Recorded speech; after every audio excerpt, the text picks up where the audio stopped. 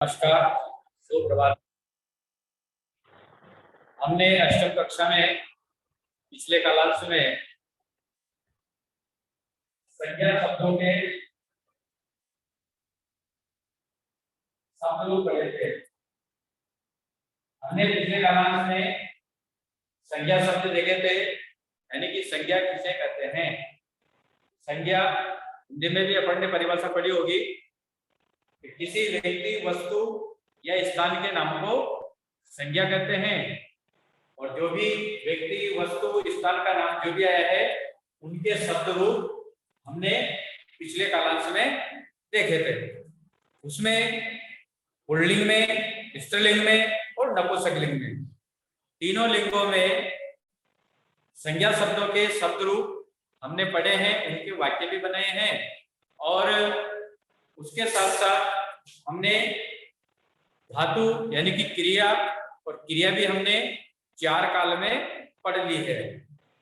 पहला काल था लट लकार यानी कि वर्तमान काल, दूसरा था लंग लकार यानी कि भूतकाल, तीसरा दृढ़ लकार यानी कि भविष्यत काल, और चौथा काल हमने पढ़ा था लोट लकार यानी कि आज्ञार्थक काल। यहां तक हम पिछले कालांश में पढ़ चुके हैं। आज थोड़ा सा और आगे बढ़ते हैं। संज्ञा के बाद में आता है सर्वनाम। अब सर्वनाम किसको कहेंगे, एक बार परिभाषा ध्यान में कर लेते हैं। हिंदी में भी अपन ने परिभाषा ध्यान में की होगी। यानी कि सर्वनाम यानी कि संज्ञा के स्थान पर काम आने वाले शब्दों को सर्वनाम कहते हैं। यानी कि संज्ञा के स्थान पर जो शब्द काम आता है उसको हम सर्वनाम कहते हैं। जैसे संज्ञा शब्द आया राम, अब राम के स्थान पर दूसरा शब्द आ गया, जैसे वह, यह या और भी कोई दूसरा शब्द आ जाए, वह हमारा सर्वनाम कहलाता है।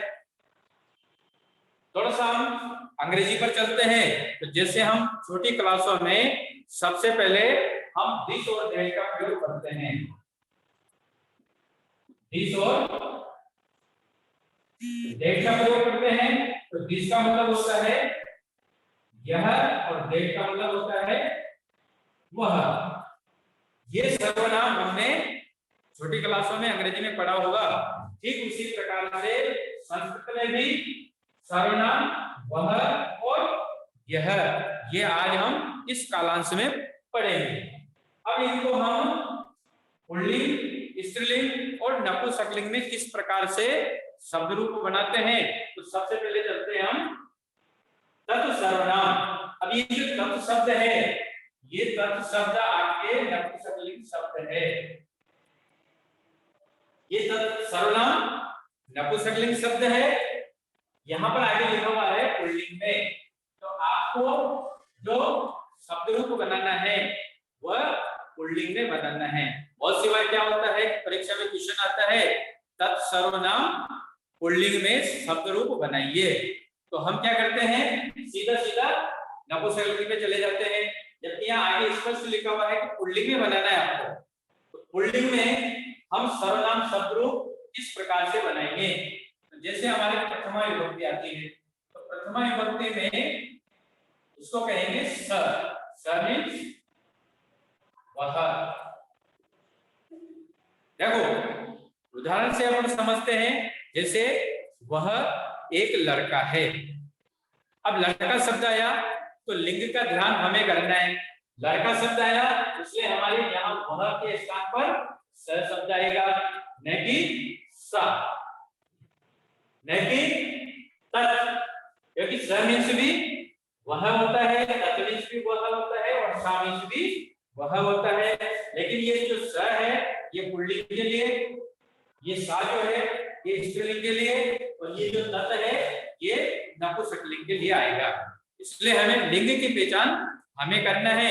इसलिए हम तीनों लिंगों में ये सर्वनाम शब्द रूप पढ़ेंगे। तो प्रथमा विभक्ति में एक वचन में आएगा स, द्विवचन में आएगा तो, इसका मतलब वे दोनों,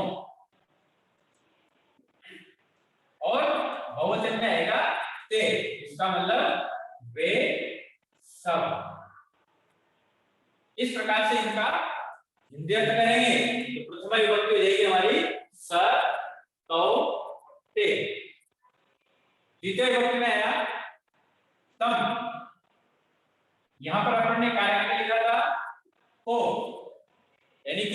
यहाँ पर द्वितीय विभक्ति है और यहाँ हिंद्यर्थ करते समय यहाँ पर आएगा को, यानी कि उसको। यहाँ पर द्विवचन में तो और तान, बहुवचन में आएगा तान। द्वितीय विभक्ति होगी तम, तो, तान। इसी तरह से तृतीय विभक्ति तेन, तेन कारक क्या आ रहा था से, यानी कि उससे। तेन यहां पर आ जाएगा ताभ्याम और ते। इस प्रकार से हम इंद्रिय की कारक के अनुसार आगे करते चलेंगे। चतुर्थी विभक्ति में आया तस्मे, तस्मे यहां पर क्या आ जाएगा कारक के लिए। इसका अर्थ करेंगे तो के लिए, उसके लिए। ताभ्याम और तेभ्ये, यहाँ द्विवचन और बहुवचन भी इसी प्रकार से इंद्रिय करते हुए चलेंगे। अब आता है पंचमी विभक्ति तस्मात्। यहाँ इंद्रिय करेंगे तो क्या आएगा से, लेकिन ये से अलग करने के अर्थ में आएगा। ये से पहले बताएगा संबंध के लिए आएगा। ध्यान रखना दोनों जगह, तृतीय विभक्ति में और पंचमी विभक्ति में।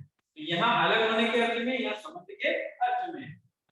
तो पंचमी विभक्ति होगी हमारी तस्मात्, ताभ्याम और तेभ्ये। इसी तरह से षष्ठी विभक्ति होगी तस्से, तस्से। इसका अर्थ करेंगे तो का या की या के। तस्से उसके या उसका या उसकी। द्विवचन में जाएगा तयो और बहुवचन में जाएगा तेषाम। आगे सप्तमी विभक्ति तस्मिन, यहाँ पर कारक का प्रयोग में पर। तस्मिन उसमें या उस पर। इस प्रकार से हम इंद्रिय करेंगे। द्विवचन में तयो और तेसु, या द्विवचन का प्रयोग करना या बहुवचन का प्रयोग करना। अब यहाँ पर आपने लास्ट में आता है संबोधन। तो यहाँ मैंने नोट डाल करके आलोक लिख करके आपको यहाँ लिखा हुआ है कि यहाँ सर्वनाम शब्दानाम संबोधने गुमानी न भवन्ति, क्योंकि जो भी सर्वनाम शब्द रूप आएंगे उन शब्द रूपों में संबोधन नहीं होता है। संज्ञा शब्द में संबोधन होता है और सर्वनाम शब्द में संबोधन नहीं होता है। इसी को हम सीखने की दृष्टि से, अच्छा याद रखने की दृष्टि से हम एक तुलना थोड़ी सी और कर लेते हैं।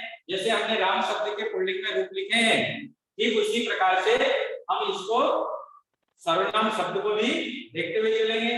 जैसे हमने राम शब्द की प्रथमा विभक्ति में लिखा था रामः, अब यहाँ पर शब्द है सह, ठीक उसी प्रकार से जैसे अपने द्विवचन में लिखा था रामो, रामो यानी कि बड़े हो की मात्रा है, तो यहाँ पर तो इसी तरह से रामा लिखा था हमने, तो यहाँ आएगा ते।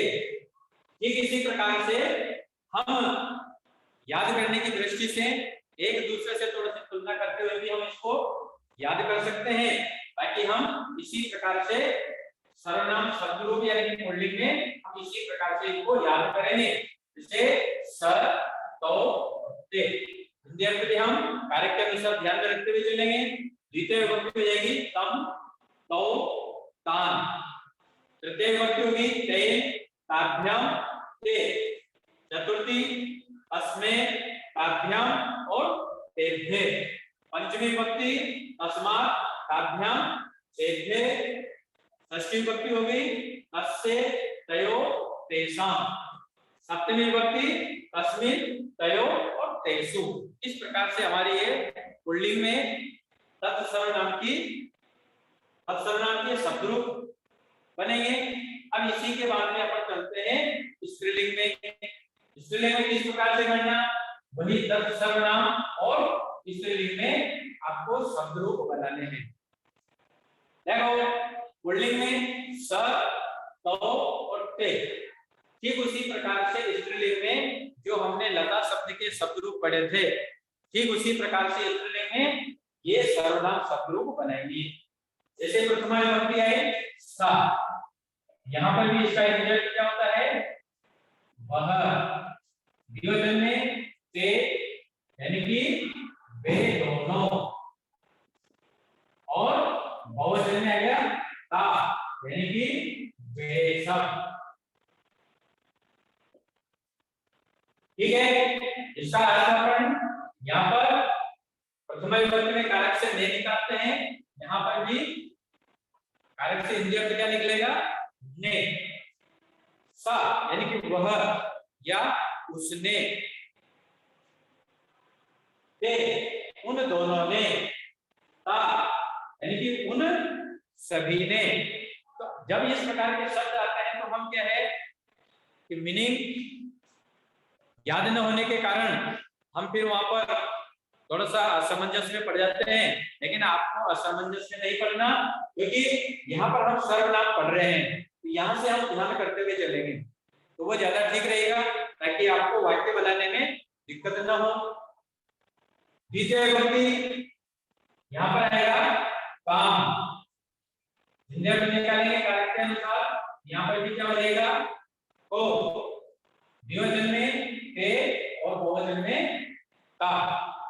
तो द्वितीय विभक्ति बन जाएगी हमारी ताम ते ता। पुल्लिंग में द्वितीय विभक्ति क्या बन रही है तम तो तान, या स्त्रीलिंग में क्या बन रही है ताम ते ता। तृतीय विभक्ति तया, जैसे हमने लता शब्द के रूप पढ़े हैं, ठीक उसी प्रकार से ध्यान में रखते हुए हम इनको देखेंगे। यहाँ पर भी से, और ये हो गया हमारा संबंध के लिए। चतुर्थी विभक्ति तस्य ताभ्याम और ताभ्ये, यानी कि चतुर्थी विभक्ति में हमारा शत्रु बनेगा तस्य ताभ्याम और ताभ्ये। पंचमी विभक्ति यानी चतुर्थी विभक्ति में कारक विद्या के लिए यहां भी हो जाएगा के लिए। पंचमी विभक्ति में आ जाएगा तस्या ताभ्याम और ताभ्ये। पंचमी विभक्ति तस्या ताभ्याम और ताभ्ये, इसका अर्थ हो जाएगा से और ये अलग होने के अर्थ में। ये बार-बार इसलिए लिख रहा हूं कि आपको ध्यान में रहे कि यहाँ पर कौन सी विभक्ति होगी, पंचमी होगी या तृतीया होगी, ये ध्यान हमारे आ जाना चाहिए। किस प्रकार से संबंध है तृतीया और अलग हो रहे हैं पंचमी, ये हमें ध्यान में रखना। तो पंचमी विभक्ति होगी तस्या ताभ्याम और ताभ्ये। इसी तरह से षष्ठी विभक्ति तस्या तयो तासाम, इसका हिंदी अर्थ करेंगे का या की या के अर्थ में तस्या तयो तासाम, ये षष्ठी विभक्ति होगी। सप्तमी विभक्ति तस्याम, तस्याम मीन्स या हिंदी अर्थ करेंगे क्या बनेगा में या पर, तस्याम तयो तासु। इस प्रकार से हमारे ये स्त्रीलिंग में सर्वनाम शब्द रूप रहे हैं। अब देखो थोड़ा सा हम अंतर स्पष्ट करते हैं, तो हमने पुल्लिंग में क्या लिखा है और स्त्रीलिंग में क्या लिखा है, ये हमारे ध्यान में आ गया। तो फिर हम वाक्य बनाते समय ये सर्वनाम शब्द रूप गलत नहीं कर सकते हैं। तो पुल्लिंग में प्रथमा विभक्ति स तो और ते, स्त्रीलिंग में प्रथमा विभक्ति सा ते और ता। तो जब हमारे पुल्लिंग या स्त्रीलिंग में शब्द वाक्य बनाने के लिए आते हैं तो हम यहाँ पर पुल्लिंग और स्त्रीलिंग का ध्यान करते हुए वाक्य रचना करेंगे, तो ये हमारे गलत नहीं होगा। अगर हमने इस चीज की ओर ध्यान नहीं दिया कि कौन से लिंग में है, तो फिर हमारे वाक्य गलत होने की पूरी संभावना रहती है। ठीक इसी प्रकार से हमारी ये पुल्लिंग स्त्रीलिंग में हो गया। अब चलते हैं हम नपुंसकलिंग में। तो नपुंसकलिंग में इस प्रकार से रहेंगे, और यहाँ पर संबोधन के लिए बार बार लिखने की आवश्यकता नहीं है, क्योंकि हमारे ये सर्वनाम शब्द रूप है, इसलिए सर्वनाम शब्द रूप में संबोधन नहीं होता है। ये हमको ध्यान में रखना, क्योंकि हमने एक बार लिख लिया इसलिए संबोधन नहीं होता है, फिर स्त्रीलिंग या नपुंसकलिंग में हमें बार बार लिखने की आवश्यकता नहीं है, क्योंकि आगे भी जो हम और सर्वनाम पढ़ेंगे तो उसमें भी अपन को लिखने की आवश्यकता नहीं होना चाहिए, क्योंकि एक बार ध्यान में आ गया कि सर्वनाम शब्द में संबोधन नहीं होता है तो फिर उसको नहीं लिखेंगे। अब तत् सर्वनाम यहाँ पर नंबर 3 डाल लेंगे और नपुंसकलिंग।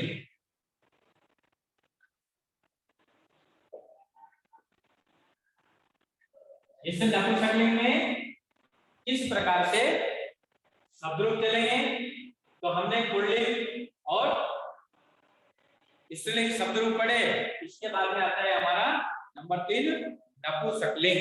अब नपुंसकलिंग में किस प्रकार से चलेंगे, प्रथमा विभक्ति में तत्, द्विवचन में ते और बहुवचन में तानि। तो प्रथमा विभक्ति बन गई हमारी ये तत्, ते और तानि। आगे चलते हैं द्वितीय विभक्ति।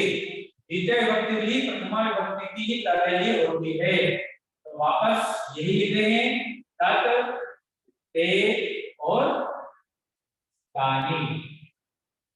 देखो इसका अर्थ भी क्या होगा, वह कार्य के अनुसार ने अगर मान लो कि अपन इसको ने को अगर मान लो कि नहीं भी लिखते हैं तो उसी शब्द में आपका ने शब्द छुपा हुआ रहता है। तो ये प्रथमा विभक्ति और ये द्वितीय विभक्ति यहाँ पर आया तो इसका कार्य के अनुसार अर्थ करेंगे, यहाँ पर क्या हो जाएगा, ओ द्वितीय विभक्ति कर्म कारक, कर्म कारक अर्थ निकालेंगे तो उसका हो जाएगा को।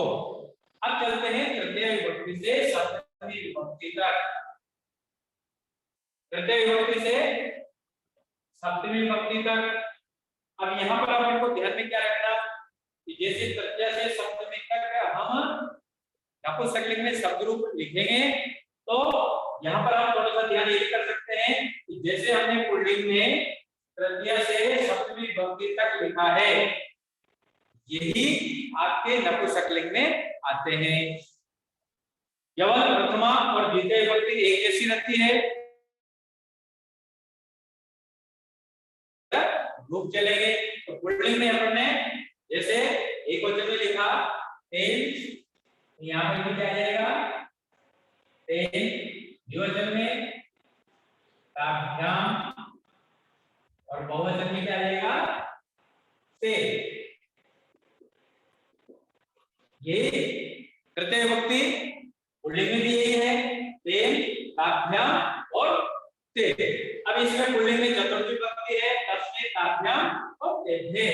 यहाँ भी चतुर्थी विभक्ति में क्या जाएगा तस्मै, ताभ्याम और ते। ठीक उसी प्रकार से पंचमी विभक्ति पुल्लिंग में क्या लिखे पढ़नी, पंचमी विभक्ति तस्मात्, ताभ्याम, ते। यहाँ भी ये आएगी तस्मात्, ताभ्याम और ते।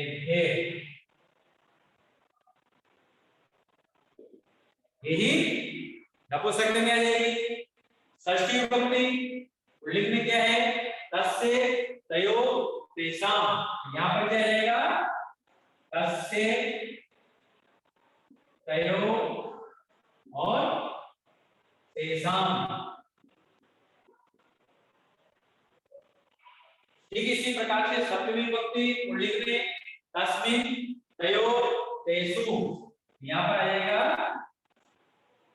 तस्मिन्, तयो और तेषु। देखो नपुंसकलिंग में तृतीय से सप्तमी विभक्ति तक पुल्लिंग की तरह नपुंसकलिंग में आएंगे। तो जो पुल्लिंग में हमने याद किया है तो यहाँ से और तृतीय से लेकर सप्तमी विभक्ति तक हमारा पुल्लिंग की तरह चलेगा। अब रहा काम प्रथमा और द्वितीय विभक्ति का, तो प्रथमा और द्वितीय एक समान होती है, इसलिए यहाँ पर हम केवल एक याद कर लें, तत्, ते और तानि। वही काम द्वितीय विभक्ति में तत्, ते और तानि, ये प्रथम और द्वितीय एक जैसी, और तृतीय से लेकर के सप्तमी विभक्ति तक जो हमने पुल्लिंग में याद किया है वही आपके नपुंसकलिंग में चलेंगे। हिंदी अर्थ करेंगे तो यहाँ पर ते तृतीय विभक्ति है, अर्थ करेंगे से, और ये किसके लिए आ जाता है, संबंध के लिए। इसी तरह से चतुर्थी विभक्ति अर्थ कारक का निर्भर करेंगे, क्या रहेगा, ये, क्योंकि हम जब हिंदी से संस्कृत और संस्कृत से हिंदी वाक्य जो बनाएंगे, जो हमारे चल रहे हैं, उनमें ये सर्वनाम शब्द भी हमारे बहुत आवश्यक हैं। जैसे संज्ञा शब्द आवश्यक है, इसी तरह से सर्वनाम शब्द भी आवश्यक है। अभी हमने ये केवल वह सर्वनाम शब्द का शब्द रूप हमने तीनों लिंगों में देख रहे हैं। पंचमी विभक्ति अर्थ करेंगे से, और ये आगे होने के अर्थ में। षष्ठी विभक्ति इसका का या की या के। इसी तरह से सप्तमी विभक्ति में आ जाएगा में या पर। इस प्रकार से हमारे ये तीनों लिंगों में पुल्लिंग, स्त्रीलिंग और नपुंसकलिंग में इस प्रकार से तत् सर्वनाम शब्द के शब्द रूप चलेंगे, क्योंकि ये भी हमें याद होना चाहिए, क्योंकि अगर ये याद नहीं है तो हम हिंदी अर्थ करने में कहीं पर भी गलती कर सकते हैं। इसलिए हमारी गलती ना हो, इसलिए हमने पहले संज्ञा शब्द के शब्द रूप पढ़े, पुल्लिंग, स्त्रीलिंग और नपुंसकलिंग में। पुल्लिंग में हमने राम शब्द के रूप पढ़े, पहले भी बताया था मैंने कि शब्द रूप में केवल पुल्लिंग में एक शब्द के शब्द रूप याद करें, ठीक उसी के समान सारे शब्द रूप चलेंगे। इसी तरह से स्त्रीलिंग में लता शब्द के रूप हमने पढ़े हैं, ठीक उसी के समान अन्य दूसरे शब्द हमें बनाना है। नपुंसकलिंग में फल शब्द के शब्द रूप हमने पढ़े हैं, ठीक उसी के समान हमें अन्य दूसरे शब्दों के शब्द रूप बनाना। ठीक उसी प्रकार से हमने पुल्लिंग में सर्वनाम शब्द यानी सर्वनाम शब्द के पुल्लिंग में हमने ये शब्द रूप पढ़े हैं। तो इनको क्या है कि जितनी बार हम लिख लिख करके याद करेंगे, बोल बोल करके याद करेंगे, तब जाकर के ये हमें याद होंगे। और थोड़ा सा दिमाग के ऊपर भी थोड़ा सा वजन डालना है कि कौन सी विभक्ति में क्या क्या आता है, कौन सी विभक्ति में क्या नहीं आता है। तो हम थोड़ा सा अगर इसको एक बार गौर से याद करेंगे तो वह ज्यादा ठीक रहेगा। देखो, याद जो करेंगे तो वह क्रम से होना चाहिए। जैसे हमने प्रथमा विभक्ति याद कर ली तो उसके बाद द्वितीय विभक्ति ही याद करना। ऐसा नहीं कि प्रथमा याद होगी फिर बाद में पंचमी होगी या फिर षष्ठी होगी, आगे पीछे नहीं, क्रम से चलना। क्रम से चलेंगे तो हमें ध्यान में रहेगा। इसमें एक वचन तो लगभग हम सभी को याद रहना ही चाहिए, चाहे वो पुल्लिंग हो, चाहे स्त्रीलिंग हो, चाहे नपुंसकलिंग हो। वैसे सारा याद हो तो और अच्छी बात है, लेकिन फिर भी हमें अगर एक वचन याद है तो फिर हमें द्विवचन और बहुवचन बनाने में दिक्कत नहीं आएगी। ठीक इसी प्रकार से हमने स्त्रीलिंग में भी तत्सर्वनाम शब्द रूप पढ़े हैं और नपुंसकलिंग में भी हमने तत्सर्वनाम शब्द रूप पढ़े हैं। तो हम ध्यान करेंगे कि जब हम वाक्य बनाए तो उस समय हमारे ये गलतियां न हो, क्योंकि गलती होने की संभावना पूरी रहती है। क्योंकि हम सीधा सरल वाक्य देख करके उसको जब लिखना प्रारंभ करते हैं तो फिर हम लिंग का ज्ञान करना हम भूल जाते हैं, ये कौन से लिंग का है, कि पुल्लिंग का है कि स्त्रीलिंग का या नपुंसकलिंग का है। तो ये चीजें हमारे ध्यान में होना चाहिए। ठीक इसी प्रकार से हमने 4 काल पढ़े थे और उसमें एक काल और बच रहा था हमारा भिन्नलिंग लकार। अभी समय का भी अभाव है तो हम अगले कालांश में हम इसको विधिलिंग लकार में पढ़ेंगे और विधिलिंग लकार में अभी थोड़ा सा समय है, मैं विधि देता हूं यहाँ पर। विधिलिंग लकार यानी कि ये होता है हमारे चाहिए अर्थ में। तो यहाँ पर एक वचन, ये द्विवचन और बहुवचन। प्रथम पुरुष जैसे हमारी पदधातु चल रही है तो वहां पर आ जाएगा पटे, पटेदाम और पठेयु, यानी कि पठे, पठेदाम और पठेयु। मध्यम पुरुष पठे, पठेदम और पठे। उत्तम पुरुष पठेयम, पठेय और यहाँ आएगा पठे। इस प्रकार से ये हमारा विधिलिंग लकार रहेगा। एक इसी तरह से हम इसी के समान अन्य दूसरी जो धातुएं हैं उन धातुओं के धातु हम लिखेंगे, अभ्यास करेंगे, तो ये आपका गृह कार्य हो जाएगा। इस प्रकार से जो हमने ये लिखा है विधिलिंग लकार, तो इसी में हम ये होमवर्क आज का, इसमें हम धातु लेंगे चल यानी कि चलना, वद यानी कि बोलना, भव यानी कि भू धातु है यानी कि होना, और दम और उसके रूप चलेंगे दक्ष में। दक्ष का मतलब जाना। इंडिया में लिखने की आवश्यकता नहीं है, अगर किसी को ध्यान में नहीं है तो फिर भी मैं यहाँ पर लिख देता हूँ। इंडिया चल का मतलब होता है चलना, वध का मतलब होता है बोलना, भव का मतलब होता है होना, और गम या गच का मतलब होता है जाना। इन धातुओं के चार धातुएं हैं, इन चार धातुओं के धातु रूप आपको इस विधिलिंग लकार में बनाना है और पांचों काल बिल्कुल तैयारी करना। पांचों काल हमारे कोर्स में भी है और पांचों काल हमें याद होना चाहिए, क्योंकि अब हम जो आगे के जो वाक्य बनाएंगे वह संज्ञा शब्द और सर्वनाम शब्द भी काम में लेते हुए हमें ये वाक्य रचना करनी है। आगे जो कालांश आएगा उस कालांश में जैसे आज हमने वह शब्द पढ़ा, अगले वाले कालांश में हम यह शब्द के पुल्लिंग, स्त्रीलिंग और नपुंसकलिंग में शब्द रूप पढ़ेंगे और याद करेंगे। धन्यवाद।